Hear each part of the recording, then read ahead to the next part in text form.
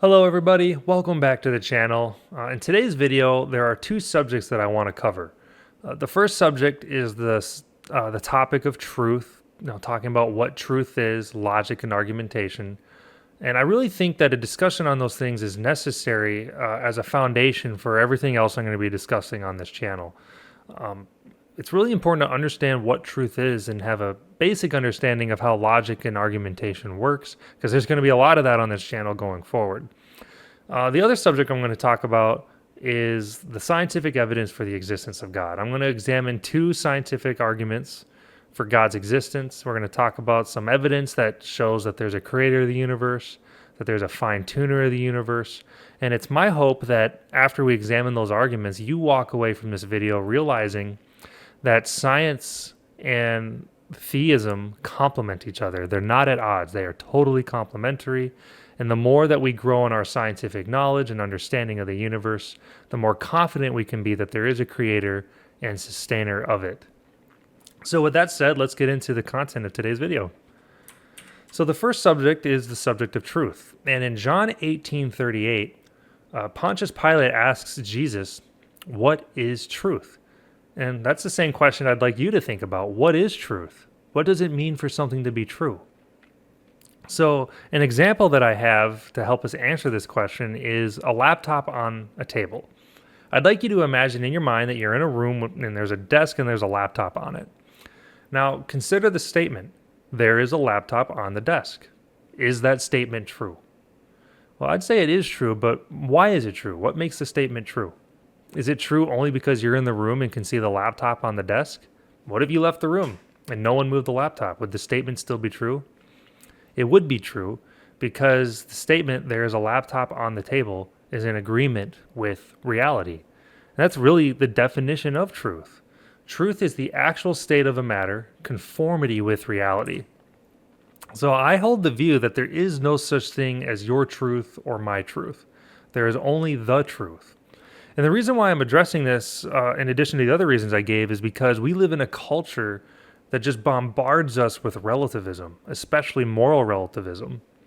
So relativism is the view that there is no absolute truth. I mean, people often say, whatever's true for you may not be true for me, and what's true for me may not be true for you. And it's all relative. It's like ice cream. You can have vanilla, strawberry, and chocolate, and there is no wrong answer. And I personally believe that relativism is gaining traction in our culture because more and more people are looking for ways to justify their practice of certain things or their deliberate ignoring certain moral principles in their behaviors. So it's really their justification of whatever moral principles they choose to ignore or not abide by. And that's really where relativism is coming from, I think. And relativism is just plainly false. Things are true. There is such thing as absolute truth. There is objective truth. And if anyone ever claims to you that there is no absolute truth, or if they say there is no objective truth, then just ask them the question, is that statement absolutely true?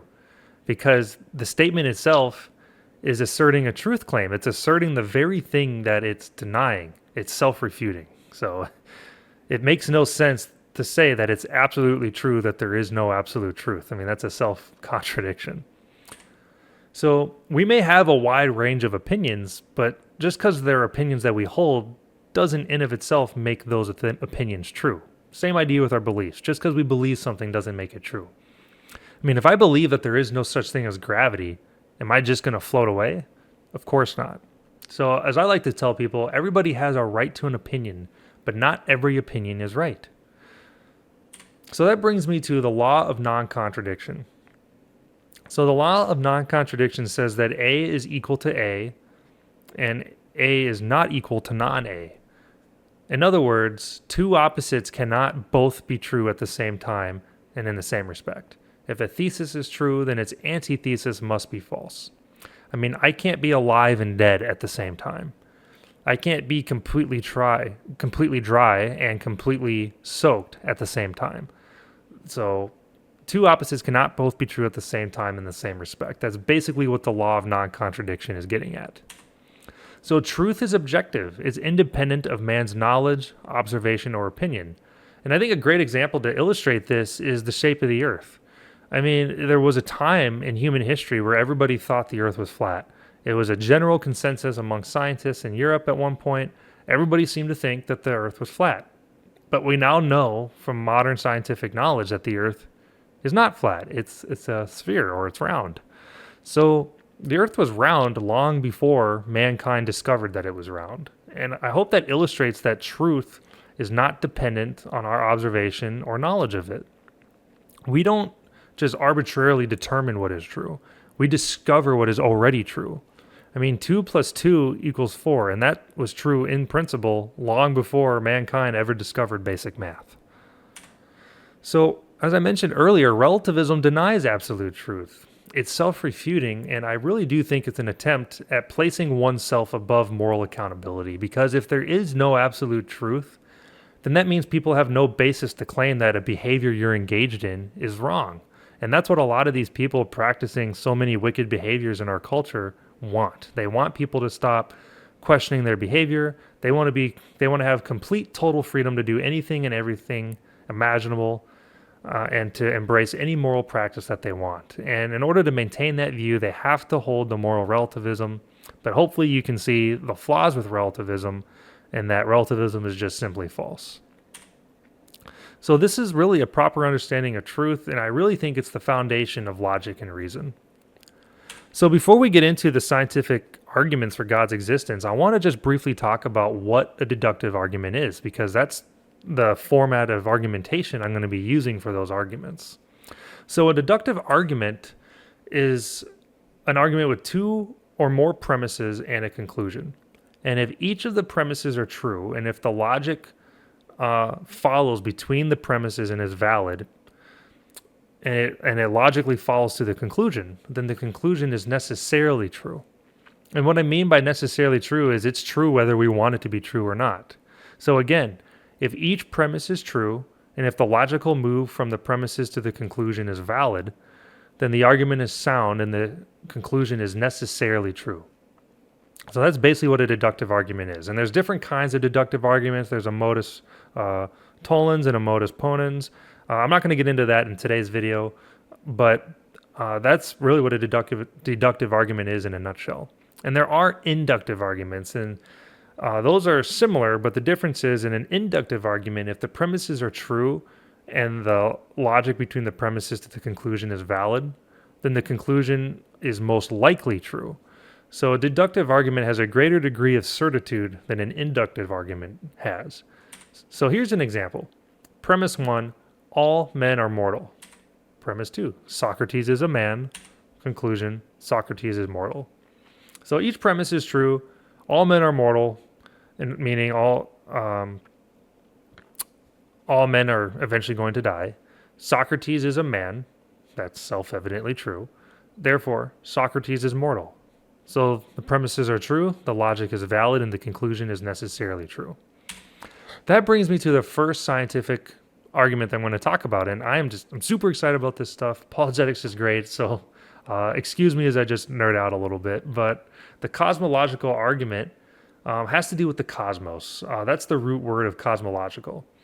Cosmos has to do with our universe, and logical has to do with logic. So it's a logical argument from the cosmos, basically. And this one in particular is getting after whether or not the universe is eternal, or if it came into existence and has a cause, and then by extension, it leads us into the question of what caused the universe.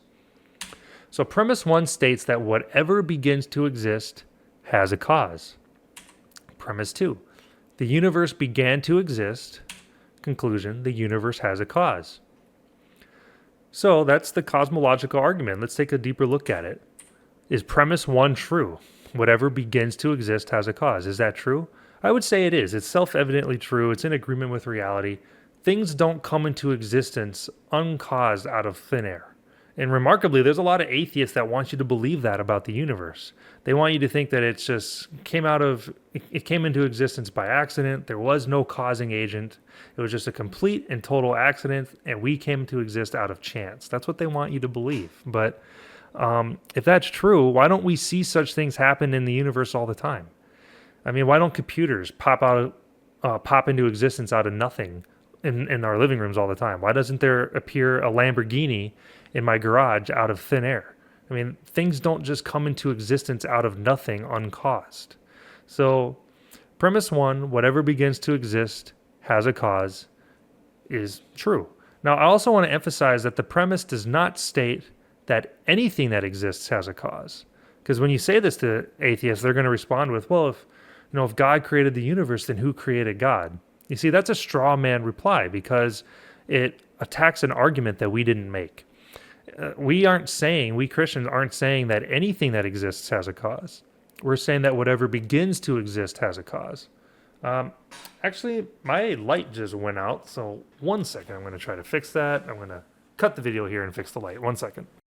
Okay, I'm back. Sorry about that. I don't know why my light went out randomly there. But anyways, as I was saying, the first premise says that whatever begins to exist has a cause. So this doesn't apply to God because he never had a beginning. He never came into existence. He doesn't have a beginning. He's eternal. So when the atheist asks who created God, that's really just a straw man question or straw man argument. It's not accurately representing the first premise. So I think the first premise is self-evidently true. Things do not come into existence out of nothing, uncaused. Out of nothing, nothing comes. So what about premise two, that the universe began to exist?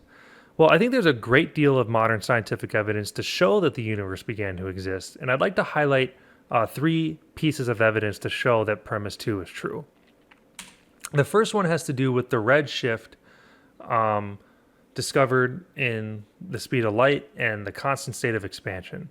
So basically what I'm getting at here is when we study light, light can be measured on a spectrum with blue on one end and red on the other. And if the light coming back from an object that you're looking at in, say, a telescope appears blue, then that means the object is moving closer to the observer. But if the light observes red, or if the light comes off as red, then that means that the thing you're looking at is moving away from you. So astronomers have studied the light being emitted from galaxies that we can observe, and they've noticed that the light is appearing red, which indicates that the galaxies are moving far away from us at a very high rate of speed. And if they're moving away from us, then that means that the universe is expanding. So if the universe expands as time goes on, then if we were to rewind time, the universe would get smaller and smaller and smaller. And if you kept going, you would get to that very first singularity. And what I mean by that is when the universe was at such a small and condensed state that it couldn't get shrunk any further. And that would be the moment in which the universe came into existence. So the fact that the universe is expanding indicates that it does in fact have a beginning, because as I stated, when you rewind time, it would get smaller and smaller and smaller up into the point that it came into existence. So the redshift that we observe in the speed of light coming from the galaxies that we look at indicates that the universe is in a state of expansion. The next scientific evidence to support premise 2 is the second law of thermodynamics. The second law of thermodynamics states that in a closed system, order goes to disorder. And order is a scientific term that's referring to the amount of available energy in a closed system, and disorder is the lack of energy in a closed system. And as order goes to disorder, this is known as entropy. So our universe is a closed system, and it's basically, the second law of thermodynamics is basically saying that the available energy in the universe is slowly running out as time goes on. And an analogy to help is, a car. And I know a car is technically not a closed system because you can put fuel back into the car. But let's just assume that this is a car that you can't add fuel to it. So as you burn fuel, the fuel is going to run out and you're eventually going to run out entirely.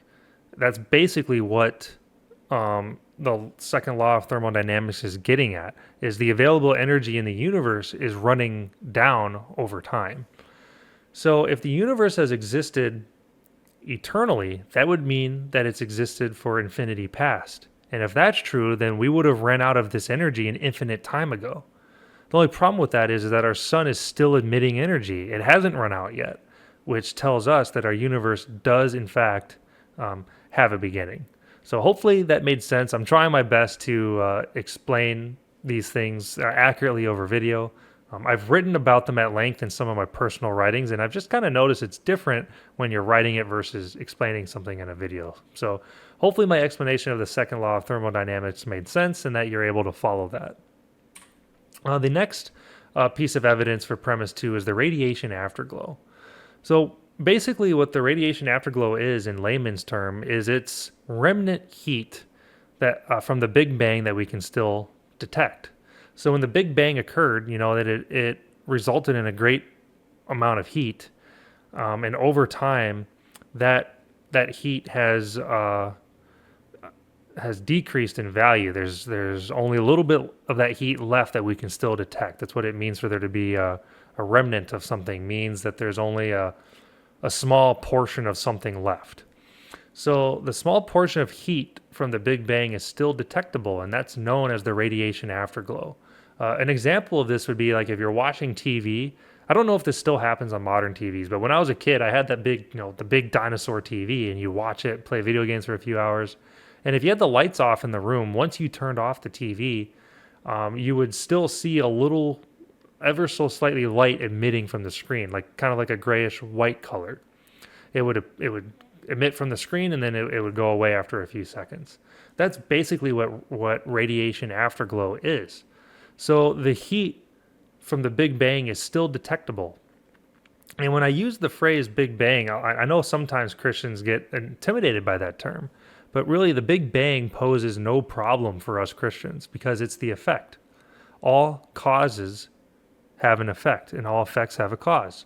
So the Big Bang is the effect, and that requires a cause. It requires a Big Banger. It requires, as I'll get into a little bit more in a moment, an unmoved first mover to initiate the change of events. It requires something or someone to cause the Big Bang. So if there was a Big Bang, then that indicates that the universe did, in fact, have a beginning. So I think these three pieces of evidence that I briefly covered show that premise 2 is true. The universe began to exist. So that brings us to the conclusion that the universe has a cause. So again, whatever begins to exist has a cause. That's true. The universe began to exist. We know from modern science that that is also true. Therefore, the universe has a cause. Each premise is true. The logic from the premises to the conclusion is valid. Therefore, the conclusion that the universe has a cause is necessarily true. So that begs the question, well, if the universe has a cause, then what caused the universe to come into existence?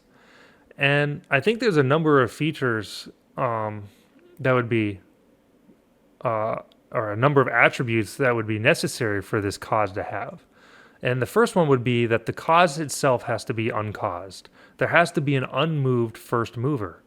Because if the cause of the universe has a cause, and that cause has a cause, and then that cause has a cause, you're just left in an infinite regression of explaining causes.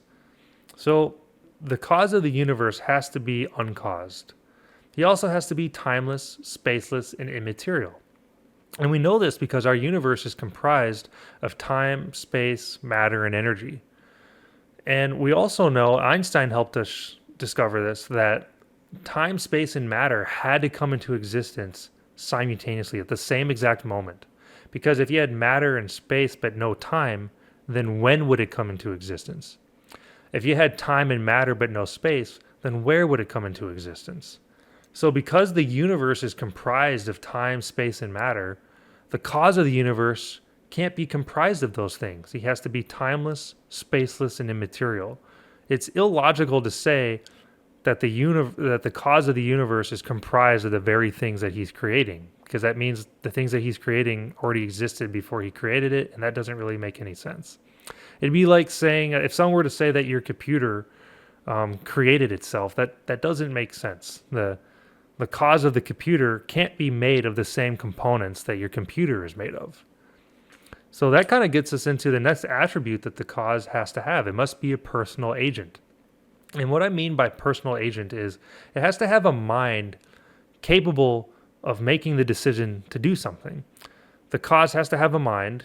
The cause of the universe has to have a mind that makes the decision to create the universe. Because if there wasn't a personal agent, if there wasn't a mind, then the effect would have to be timelessly present. Because if the cause is timelessly present and it doesn't have a mind, then its effect would have to be timelessly present. But we know that the effect, in this case the universe, is not timelessly present. It has a beginning. So there must be a personal agent involved in this cause, a mind capable of initiating the chain of events and creating the universe, making that decision to create the universe. That's a necessary feature of the cause. So these are all, these aren't an exhaustive list of the attributes of God, but these are attributes that God has.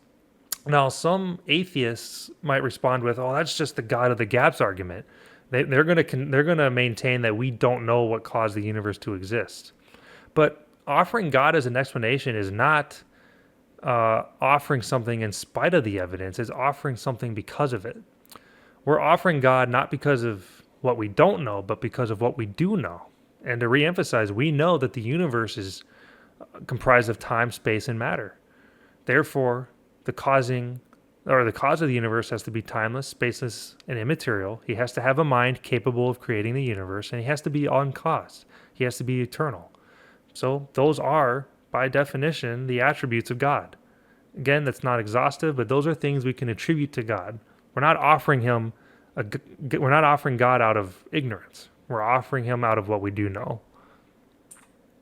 So these things we also find in Genesis 1:1.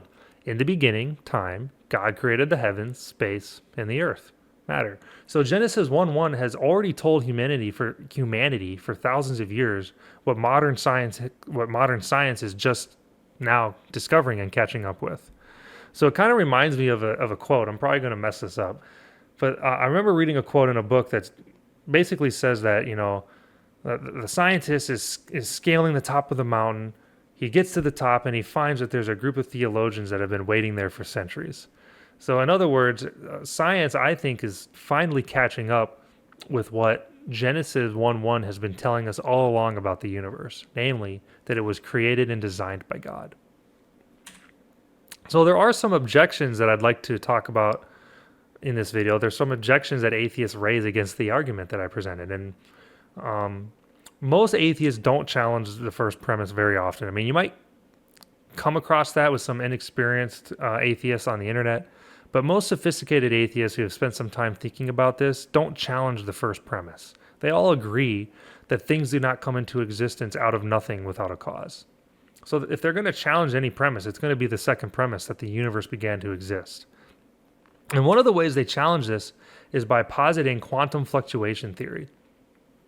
So quantum fluctuation theory is basically the view that the expansion we're seeing that we're observing in our universe is really a part of this fluctuating cycle where the universe expands and then it contracts and gets smaller, then it expands and contracts. And quantum fluctuation theory suggests that our universe has been doing this for all time, for an infinity. And this is really an attempt to get around the view that our universe began to exist. They're just trying to say that the expansion we're seeing is a part of this infinite cycle of expansion and contraction. The only problem with that is that creates other problems with things that we know about science, which I'll get into in a moment. The first problem that quantum fluctuation has is that the expansion rate of the universe is accelerating. It's expanding at a faster rate. If quantum fluctuation theory were true, then as the universe expands, we would expect the expansion rate to get slow as gravity affects it and pulls it back to contract. But that's not what we find. We find that the expansion of the universe is accelerating, and astronomers in 1999 estimated that the expansion rate of the universe, I'm not sure if estimated was the right word. I think they determined that the expansion rate of the universe was 67 kilometers per second in all directions. And then in 2022, the updated measurement was 74 kilometers per second in all directions. So that shows that the universe's expansion rate is getting faster and faster, which means quantum fluctuation cannot possibly happen because the rate would have to slow down as it gets ready to contract due to gravity. The other problem with quantum fluctuation is that it violates the second law of thermodynamics. So again, the second law of thermodynamics basically says that as time goes on, the available energy in the universe is running down. So as the universe is expanding, the available energy is running down. So that means if it were to contract, then we would expect the energy in the universe to be replaced. We would expect the available energy to increase as it contracts, because that energy is necessary to cause it to expand again in this quantum fluctuation cycle. But that violates the second law of thermodynamics, because as energy becomes used, it can't become unused. And the universe is a closed system. So there's no way for energy to be put back into the system. That would require it to be an open system. But it's not. It's a closed system. I mean, it'd be like, going back to the car example, as you burn fuel in your car, you can't unburn that same fuel. So where does this energy come from to cause the universe to expand again after it contracts? So hopefully I did a good job explaining how that violates the second law of thermodynamics. So the next objection I want to talk about has to do with the multiverse theory. So the multiverse theory is, I have it worded here that this is an objection to premise 2, but after further thought, I really think this is an objection to the claim that God caused the universe. Instead of attributing the cause to God, that a lot of atheists will object and attribute the cause of the universe to the multiverse theory. So from my understanding, the multiverse theory suggests that there's an infinite number of universes that exist, and ours is just one of these infinite number of universes. And the theory further states that our universe spawned into existence from a black hole of the previous universe, which spawned into existence from the black hole of that universe, and so on and so on. And a black hole, from my understanding in layman's terms, is basically when matter gets squeezed so tightly and condensed so tightly that light cannot escape. And as this pressure builds, it eventually results in an explosion that spawns a universe. Anyways, that's how I've understood the multiverse theory from from the books I've read on it and the videos I've watched on YouTube that address it. So atheists often suggest that our universe is just one of an infinite number of universes. So when it comes to talking about infinites, I think it's important to draw a distinction between potential infinites and actual infinites. So in order to have an infinite number of things, you can only have that by adding one event to another. And in the case of potential infinites, that's basically just saying that as you're adding things to your collective number, you're potentially headed towards infinity, but you never actually reach it. So for example, let's say you had a ruler and you wrote a mark on the ruler at the halfway point, and then you marked it into quarters and so forth, and you kept adding marks on the ruler and basically cutting it into half and cutting that section into half and cutting that section into half and so on. It would be fair to say that you have a number of dividing points on the ruler that are potentially headed towards infinity, but that doesn't mean that there's an actual infinite number of dividing points on the ruler. In contrast, an actual infinite is when you actually do have an infinite number of things. And I'm going to do my best to show you here that actual infinites are impossible. They are philosophically impossible. They do not exist in reality. So if it's true that there's an infinite number of universes and that ours is just one of those, then that means that there would have to be an infinite number of past universes prior to ours. If we were to start our count at 0, then no matter how far along we get in the count, whether it's 300 universes, 5 trillion universes, that's still a finite number. And that'll always be true no matter how many universes you add to that number, because it starts at 0 and moves forward from there. So in order to have an actual infinite number of universes, you'd have to count backwards from 0. They'd have to go on for infinity in both directions is really what I'm trying to say. So in order for our universe to come into existence, there would have to be an infinite number of past universes that came into existence first. And if that's true, then our universe would never come to exist, because you can't count backwards from infinity. You also can't count to infinity, because no matter where you are in your count, there would have to be an infinite number of things left to count. There always will be an infinite number of things left to count.